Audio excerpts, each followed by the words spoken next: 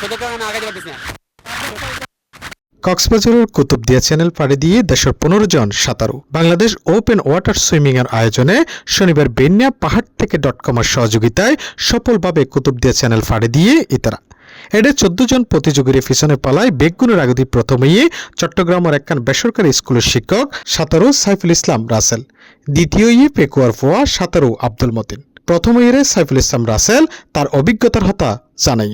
এই চ্যানেল আমার প্রথমবার, কারণ এই চ্যানেল অফিসিয়ালি আজকেই প্রথম আমরা 15 জন সুইমিং অংশগ্রহণ করি। আমি প্রথম হই।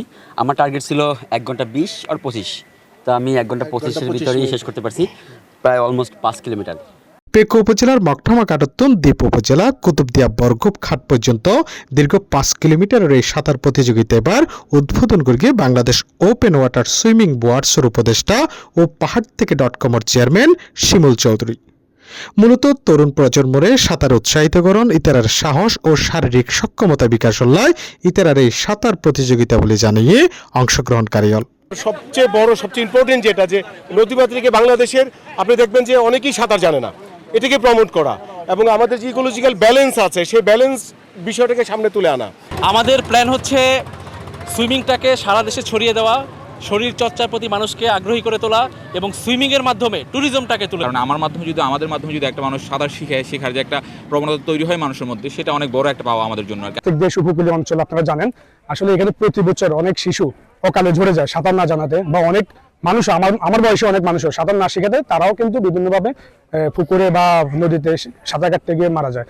তো সেখানে এই ধারাকে বজায় রাখতে গিয়ে আমরা আসলে সুইমিংটাকে ইন্টারন্যাশনাল পর্যায়ে নিয়ে যাচ্ছি, যাতে মানুষ শিখতে পারে, আমাদেরকে দেখে উদ্বুদ্ধ হতে পারে। বাংলাদেশ ওপেন ওয়াটার সুইমিং এর জনপ্রিয়করণ বোয়াচর এই উদ্যোগ নিঃসন্দেহ গুরুত্বপূর্ণ পদক্ষেপ বলে মনে করে সাঁতার সংশ্লিষ্ট তারা আবার এসব আয়োজনে সরকারের পৃষ্ঠপোষকতারও দাবি জানায়। দেখেন, স্পোর্টস নিয়ে বাংলাদেশ গভর্নমেন্ট হচ্ছে অনেক ধরনের কাজ করে, বাট যেই স্পোর্টসগুলোতে হচ্ছে শুধুমাত্র বিনোদন বা শরীরচর্চার জন্য সেই স্পোর্টসগুলোতে এখন পর্যন্ত ইনভেস্টমেন্ট হচ্ছে। বাট সুইমিংটা হচ্ছে এমন একটা স্পোর্টস যে স্পোর্টসের নট অনলি আপনার শরীরচর্চা, এটা হচ্ছে জীবন রক্ষাকারী একটা স্পোর্টস। সুইমিং শেখানোর একটা প্রোগ্রাম আমরা করতে পারি, তাহলে এই এলাকার যেই সাইক্লোন রিলেটেড যেই হ্যাম্পারগুলো হয়, মানুষ ক্ষতিগ্রস্ত হয়, সেটা কমে যাবে। বাংলাদেশে অনেকগুলো ওপেন ওয়াটার সুইমিং সম্পন্ন করছি, যেমন আমি মেঘনা সুইমিং, এরপরে বাংলা চ্যানেল যেটা টেকনাফ থেকে সেন্ট মার্টিন, ওটা আমি খুব ভালো টাইমিংয়ে সম্পন্ন করছি। এবারের প্রতিযোগিতায় অংশগ্রহণকারী অললদি সাইফুল ইসলাম রাসেল, মোহাম্মদ মাহমুদুল হাসান, জাহিদুল ইসলাম জাহিদ, SM শাহরিয়ার মাহবুব, শাহনওয়াজ বাবু, আব্দুল মতিন, আলী রৌনক সৌরভ, শহীদুল্লাহ বাকমার প্রান্তিক, মোহাম্মদ হাবিবুর রহমান, মোহাম্মদ জিহাদ হোসেন, শরীফ মোহাম্মদ ফয়সাল, নাসির উদ্দিন আহমেদ সৌরভ, মোহাম্মদ শাকাউত হোসেন সাকিব ও ফয়সাল জিয়া।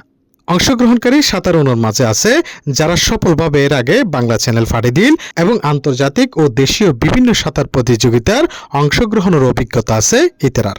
পুরো প্রতিযোগিতা এবার রেস্কিউর দায়িত্ব আসিল কক্সবাজার থাইল্যান্ড।